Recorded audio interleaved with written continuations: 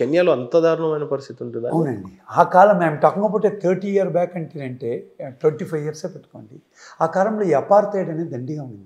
Apartheid పీక్లో ఉంది. వాళ్ళకు ఉద్యోగాలు కూడా ఇచ్చేవాడు కాదు. వాళ్ళకు ఉద్యోగాలు ఇచ్చేవాళ్ళు వాళ్ళు కలర్ వాళ్ళే ఉంటారు. నల్ల వాళ్ళకు నల్ల వాళ్ళే ఇచ్చేవాళ్ళండి. ఆ నల్ల వాళ్ళు ఎవరంటే వాళ్ళు ఆర్థికంగా పెద్దవాళ్ళు అయిన వాళ్ళు కాదు.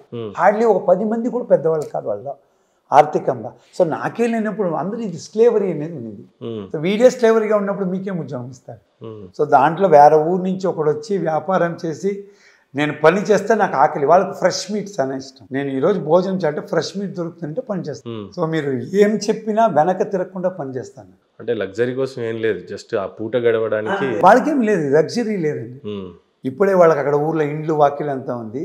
వాళ్ళు దేవస్ట్ బీన్ కాల్డ్ స్మాల్ థ్యాచ్డ్, మన గుడిసెలు అని చెప్తాం ఇక్కడ. అమ్మాయి ఇంట్లో అట్నే వాళ్ళు పనుకునేకి వస్తారు వాన పడకుండా. లేకపోతే వానల్లో పని చేస్తారు, ఎండల్లో పని చేస్తారు, మూటలు ఎంతైనా మోస్తారు, వాడికి ఆకలి. ఒక విషయంలో విపర్యాసం ఏమంటే నేను కూడా అట్నే పోయానండి.